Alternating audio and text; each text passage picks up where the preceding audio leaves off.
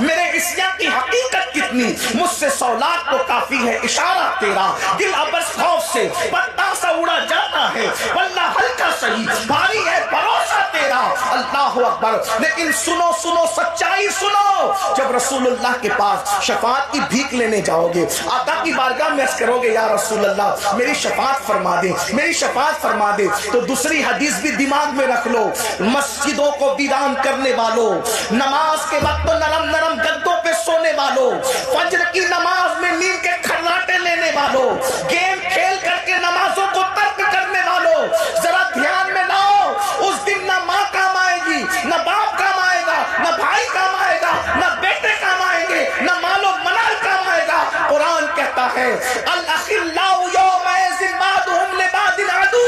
الا المتقین، اس دن تیرے سارے پکے دوست تیرے دشمن بن جائیں گے سوائے متقین کے۔ غور کیجئے، جب حضور کے سوا کوئی آسرا نہیں ہوگا تو دوسری حدیث آقا فرماتے ہیں جس نے جان بوجھ کر نماز کو ترک کر دیا وہ میرے ذمے سے باہر نکل گیا،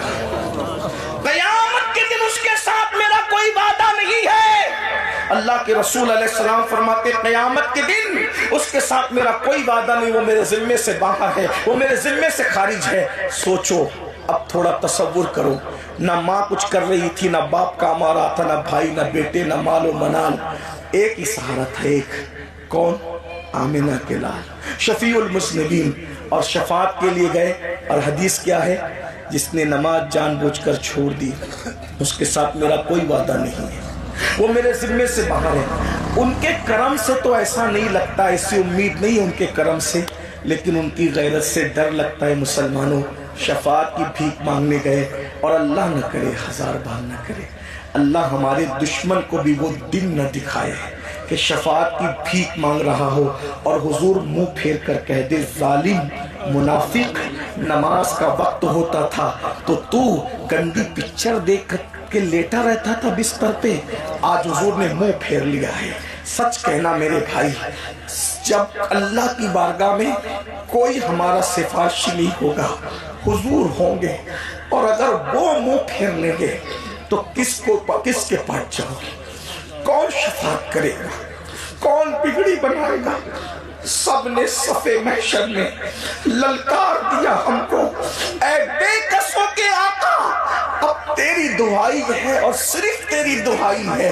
غور کیجئے، آقا نے دنیا میں اعلان کر دیا جس نے جان بوجھ کے نماز چھوڑ دی وہ میرے ذمے سے باہر ہے۔ پھر کہتا ہوں ان کے رحمت سے، ان کے کرم سے ایسی امید تو نہیں، لیکن ان کی غیرت سے ضرور ڈر لگتا ہے۔ ذرا سوچو، نماز کے وقت میں سونے والوں، نماز کے وقت میں گیم کھیلنے والوں، حتیٰ کہ مسلمانوں کتنے غافل و نماز سے، ماہ رمضان شریف میں بھی نماز نہیں پڑھتے، کچھ لوگ تو روزہ رکھ کے بھی نماز نہیں پڑھتے، سحری کھا کے سوتے ہیں، فجر نہیں پڑھتے، ظہر بستر میں ہوتی ہے، عصر سے تھوڑی دیر پہلے بیدار ہوتے ہیں، ادھر ادھر ٹہلتے ہیں اور مغرب کے وقت بیٹھ جاتے ہیں۔ ذرا غور کیجئے، آپ جانتے ہیں بے نمازی سے رسول اللہ کتنی دشمنی فرماتے ہیں، رسول اللہ کتنا بیزار ہے۔ آقا علیہ السلام صحابہ کو کہتے تھے بے نمازی کو زکوٰۃ مت دو، بے نمازی کو سلام بھی مت کرو۔ حضور کی حدیث ہے، حضور کی حدیث ہے، کیا سن رہے؟ حضور کی بات پہ یقین ہے تمہیں تو سن لو، غور کر لو۔ اللہ کے رسول فرما رہے کہ بے نمازی کو زکوٰۃ مت دو، اس کو سلام مت کرو، اور آقا فرماتے ہیں ابو ہریرہ بے نمازی کے ساتھ مت بیٹھا کرو، کیونکہ بے نمازی جہاں بیٹھتا ہے اس پر اللہ کی لعنت برستی ہے، وہ اللہ کے لعنتوں کے سائے میں بیٹھتا ہے۔ بتاؤ، جس پر اللہ لعنت کرے اس کو برباد کرنے کے لیے کوئی سیاسی لیڈر کی ضرورت نہیں، اس کو برباد کرنے کے لیے کسی سیاسی پارٹی کی ضرورت نہیں، اس لیے کہ خدا جس کو دشمن بنا لے، اللہ جس کا دشمن ہو جائے، اللہ پاک ارشاد فرماتا ہے،